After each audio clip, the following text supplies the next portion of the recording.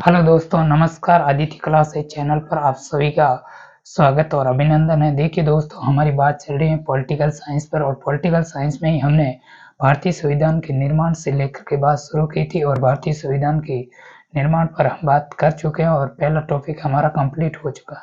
आज हम दूसरा टॉपिक पढ़ने जा रहे हैं। वो पढ़ने जा रहे हैं वो संविधान की अनुसूचियां, यानी भारतीय संविधान में कितनी अनुसूचियां हैं। तो भारतीय संविधान में मूल संविधान में तो 8 अनुसूचियां थी, लेकिन वर्तमान में देखा जाए तो 12 अनुसूचियां। देखिए दोस्तों, एक एक अनुसूची पर बात करेंगे और कौन सी अनुसूची का किससे संबंध है ये भी देखेंगे।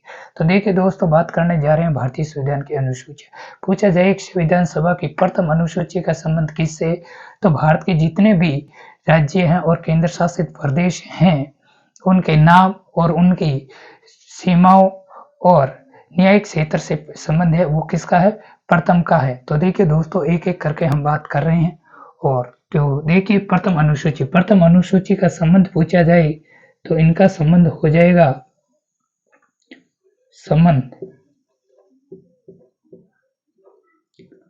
प्रथम अनुसूची का जो संबंध है वो भारत के जितने भी राज्य और वह केंद्र शासित प्रदेश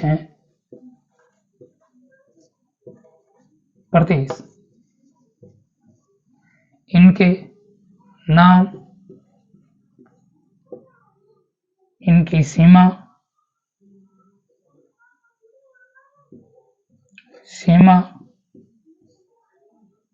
और तथा न्यायिक क्षेत्र से हैं। देखिए दोस्तों, यानी प्रथम अनुसूची का संबंध पूछे तो भारत के विभिन्न राज्य, केंद्र शासित प्रदेश, इनके नाम, इनकी सीमा, यानी कौन से राज्य या केंद्र शासित प्रदेश की कितनी भौगोलिक सीमा होगी, उस सीमा का भी वर्णन प्रथम अनुसूची में किया गया। उनका क्या नाम रखा जाएगा, इसका भी जो वर्णन है वो भी प्रथम अनुसूची में रखा जाएगा। और न्यायिक क्षेत्र, यानी इसमें न्याय जैसे हाई कोर्ट हो गया वगैरह, ये जो प्रशासनिक क्षेत्र है ये भी इसमें प्रथम अनुसूची में उल्लेख किया गया है। तो देखिए दोस्तों, ये थी हमारी प्रथम अनुसूची। अब आते हैं द्वितीय अनुसूची। दूसरी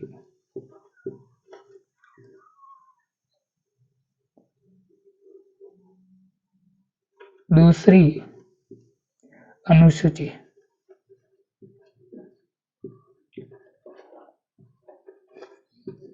देखिए दोस्तों, दूसरी अनुसूची का जो संबंध है वो संबंध है भारत में जितने भी पदाधिकारी हैं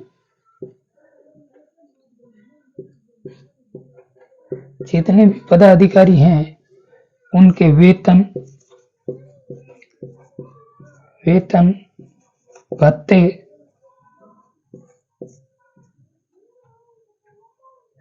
भत्ते एवं उनकी उपलब्धियों का वर्णन है।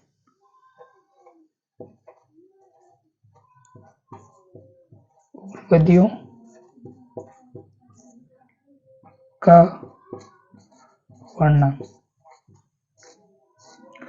देखिए दोस्तों, दूसरी अनुसूची का संबंध पूछे तो भारत में जितने भी पदाधिकारी हैं उनके वेतन, उनके भत्ते हो गए, उनकी क्या क्या उपलब्धियां हैं, तो उसका वर्णन किस में किया गया, दूसरी अनुसूची में। जैसे हो गया हमारा राष्ट्रपति, जैसे हो गए राज्यपाल, जैसे हो गए लोकसभा के अध्यक्ष और उपाध्यक्ष,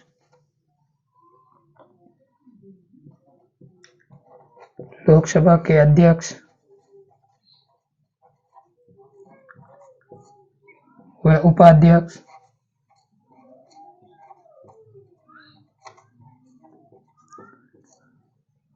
देखिए, जैसे राष्ट्रपति हो गए या राज्यपाल हो गए, लोकसभा के अध्यक्ष और उपाध्यक्ष हो गए, और विधानसभा के अध्यक्ष और उपाध्यक्ष हो गए, राज्यसभा के सभापति और उपसभापति हो गए, और उच्चतम न्यायालय और उच्च न्यायालय के न्यायाधीश हो गए, नियंत्रक एवं महालेखा परीक्षक, जितने भी पदाधिकारी हैं उनके वेतन और भत्तों का उल्लेख किया गया है। वो कौन सी अनुसूची में किया गया है? तो दूसरी अनुसूची में किया गया है। देखिए दोस्तों, 2 अनुसूचियां हो गई। अब पूछा जाए तीसरी अनुसूची, तो देखिए दोस्तों, तीसरी अनुसूची का संबंध किससे है? तीसरी अनुसूची का जो संबंध है, तीसरी अनुसूची का संबंध है, ये जितने भी पदाधिकारी हैं इनकी शब्द का वर्णन है।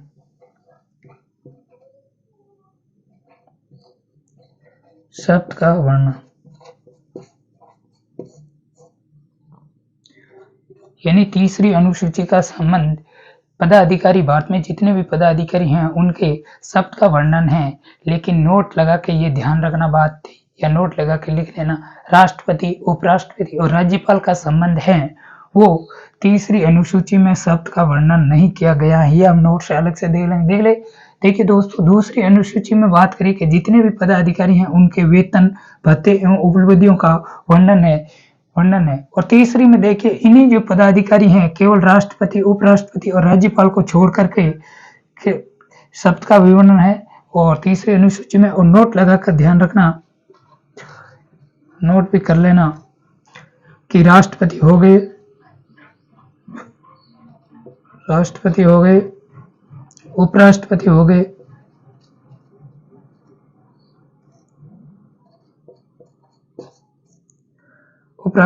गए, और राज्यपाल हो गए।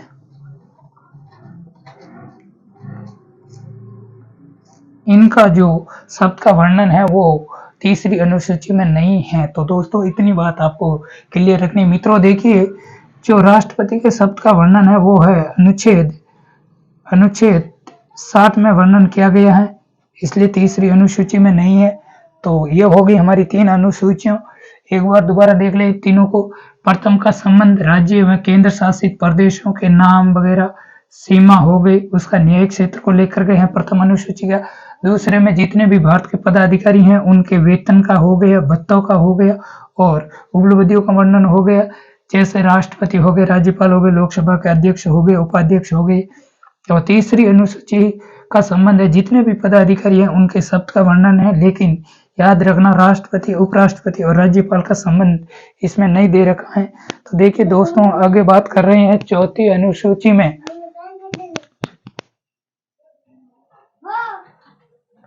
चौथी अनुसूची की बात कर रहे हैं। देखिए दोस्तों, 3 हो गए ये।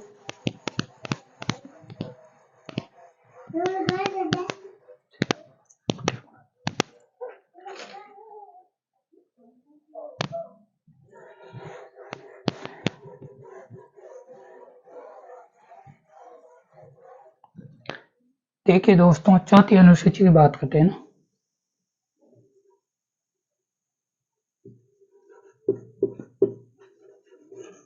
चौथी अनुसूची,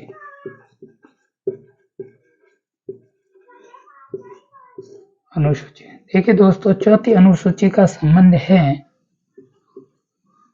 वो है कि जितने भी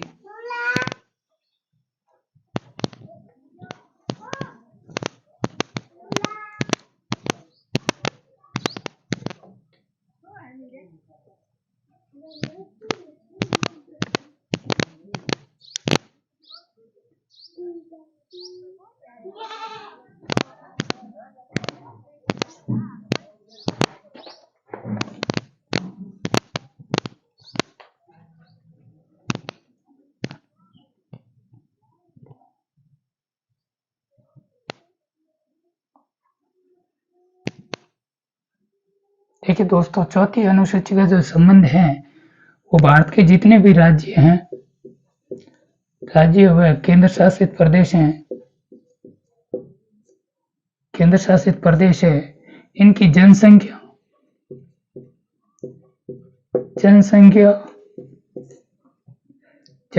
के अनुपात में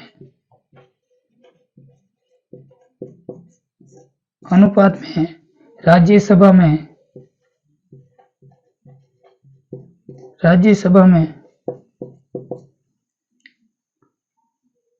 प्रतिनिधित्व।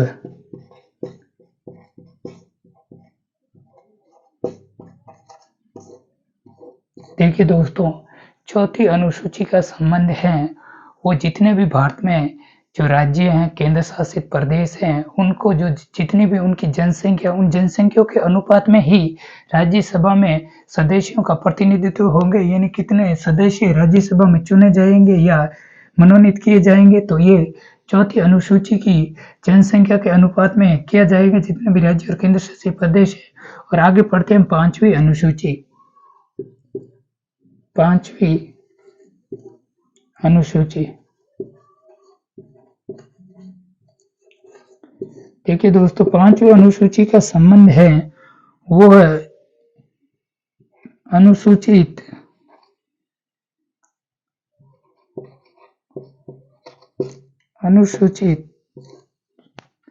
व जनजाति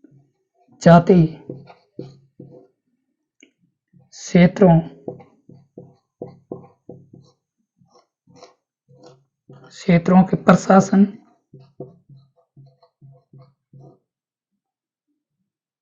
व नियंत्रण।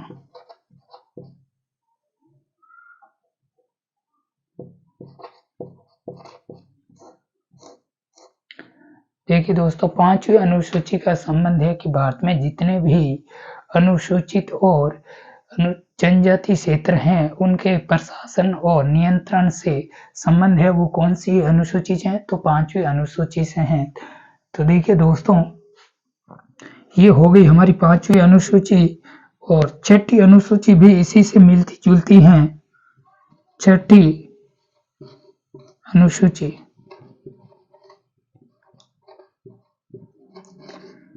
दोस्तों छठी अनुसूची का संबंध है वो है 4 राज्यों को लेकर के अनुसूचित जनजातीय क्षेत्रों के प्रशासन और नियंत्रण से हैं। देखिए वो 4 कौन कौन से राज्य हैं। जैसे पहला हो गया, आप तो याद रखना, AMT। देखिए ए से हो जाएंगे दोस्तों असम, और M से हो जाएगा मेघालय, और इस M से संबंध हो जाएंगे, वो हो जाएगा मणिपुर,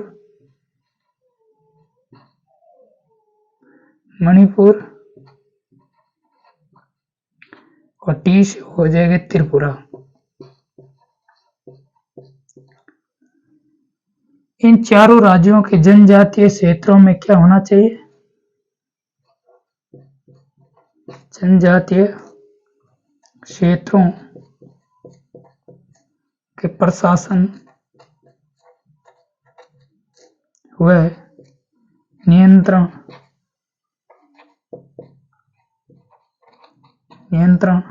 का वर्णन। देखिए दोस्तों, पांचवी और छठी लगभग मिलती जुलती हैं। देखिए पांचवी का संबंध है वो है अनुसूचित और जनजातीय क्षेत्रों के प्रशासन व नियंत्रण से है, और छठी का जो है वो 4 राज्यों में विशेष तौर से दे दिया, असम, मणिपुर, मेघालय और त्रिपुरा। इन राज्यों के जनजातीय क्षेत्रों के प्रशासन व नियंत्रण से हैं।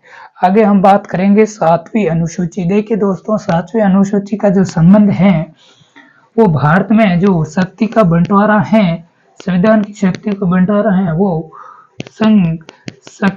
संघ सूची, राज्य सूची और समवर्ती सूची के माध्यम से किया गया है।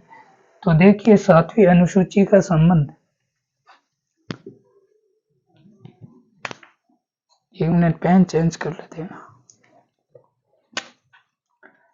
7वीं अनुसूची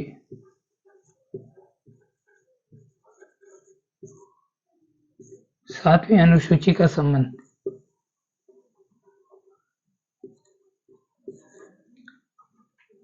संविधान की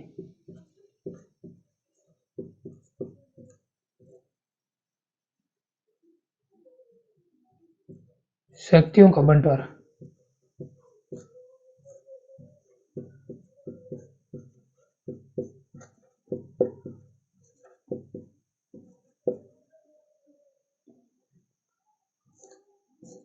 मोस्ट इम्पोर्टेंट है 7वीं अनुसूची। इसमें कौन से है कि संविधान की जो शक्तियां हैं इनका बंटवारा केंद्र व राज्यों के मध्य, केंद्र ऊपर लिख देते हैं, केंद्र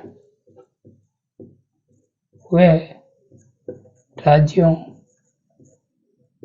केंद्र व राज्यों के मध्य जो शक्ति का बंटवारा है संविधान का, वो 3 अनुसूचियों के माध्यम से किया गया। देखिए पहली है वो है संघ सूची, संघ सूची यानी इस पर केवल केंद्र सरकार ही नियम बनाएगी। और दूसरी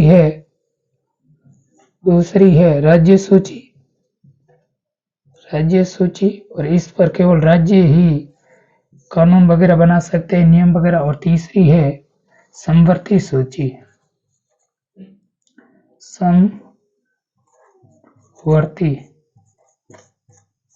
सूची।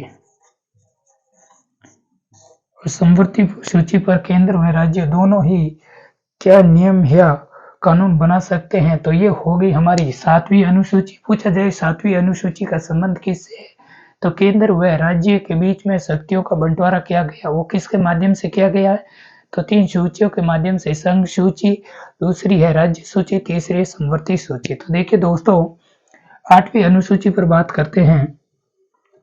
8वीं अनुसूची,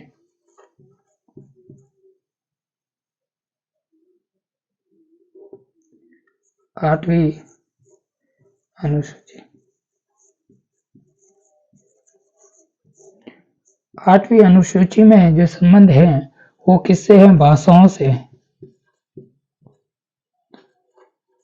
पूछा जाए कि 8वीं अनुसूची का संबंध किससे, या डायरेक्ट पूछा जाता है कि भाषाओं का संबंध भारतीय संविधान में कौन सी अनुसूची में किया गया है, तो 8वीं अनुसूची में।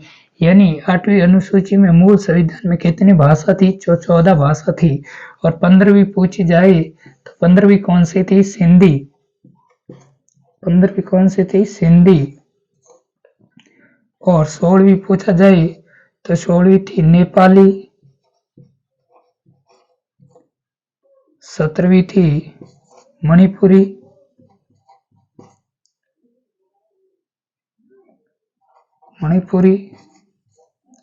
और 18वीं थी कोंकणी।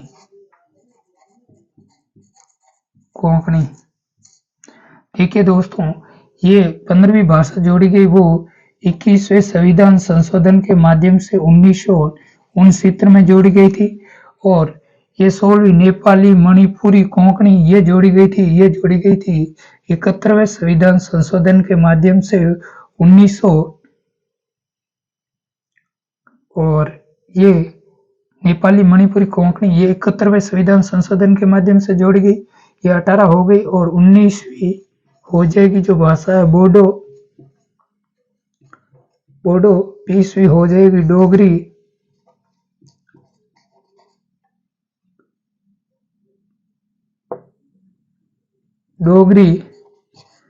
और 21वीं हो जाएगी संथाली। और अंतिम भाषा जो 22वीं है वो हो जाएगी मैथिली।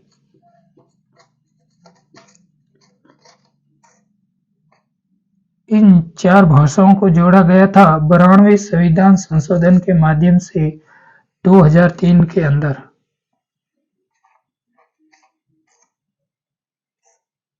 सॉरी साहित्यिक एक बार देख लेना ये, लेकिन 92वें संविधान संशोधन के माध्यम से होगा। हो सकता है ये 71वां संविधान संशोधन 1992 में हो, 1992 में, और ये 2003 होगा। एक बार देख लेता हूं मैं भी।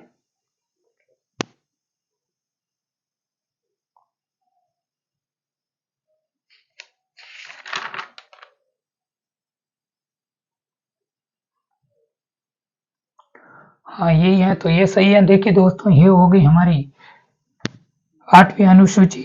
और 8वीं के बाद में हम जो पढ़ने जा रहे हैं वो 9वीं अनुसूची पढ़ेंगे। और 9वीं 10वीं ये थी मूल संविधान में 8 आठों पर हमने बात कर ली है।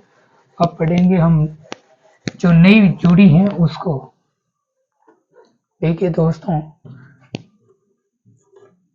9वीं अनुसूची,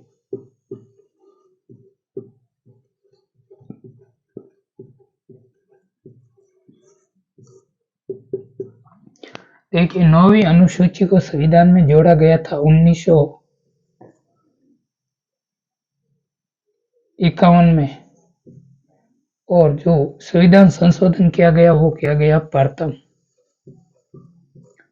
संविधान संशोधन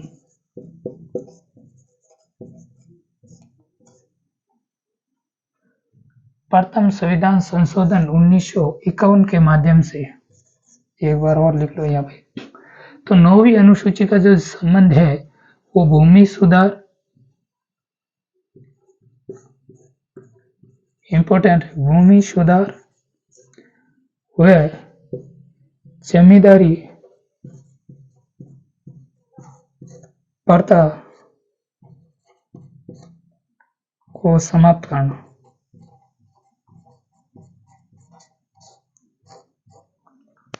ठीक है दोस्तों, 9वीं अनुसूची का संबंध भूमि सुधार व जमींदारी व्यवस्था को क्या करना है, समाप्त करना है।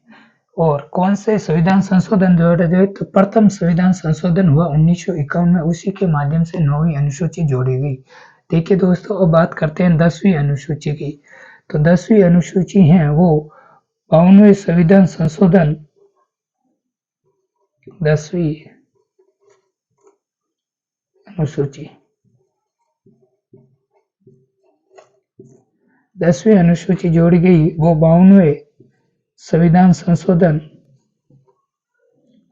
1985 में जोड़ी गई। और इनका जो संबंध है वो दल बदल से है, दल बदल से। पूछा जाए 10वीं अनुसूची का संबंध किससे है, तो दल बदल से है। और कब जोड़ी गई, तो 52वां संविधान संशोधन 1985 को जोड़ी गई। अब दल बदल का क्या मतलब हुए कि जो पहले नेता लोग थे, अगर पार्टी हार जाती तो वो जीती हुई पार्टी के साथ में मिल जाते, यानी अपने दल से दूसरे दल में चले जाते थे। उसी को रोकने के लिए 1985 में एक 52वां संविधान संशोधन के माध्यम से 10वीं अनुसूची जोड़ के दल बदल विरोधी बना दिया गया है। दल बदल विरोधी है ना, दल बदल विरोधी हो गए। अब बात करते हैं 11वीं अनुसूची और 12वीं अनुसूची। देखिए दोस्तों, 11वीं अनुसूची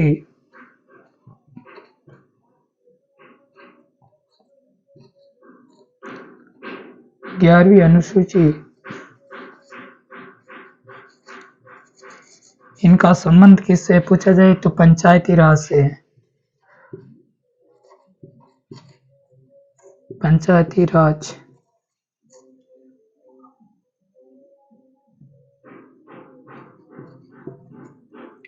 11वीं का पूछे तो पंचायती राज से। अब ये 11वीं कब जोड़ी गई, तो 73वां संविधान संशोधन कब किया गया, तो ये किया गया 1992 में।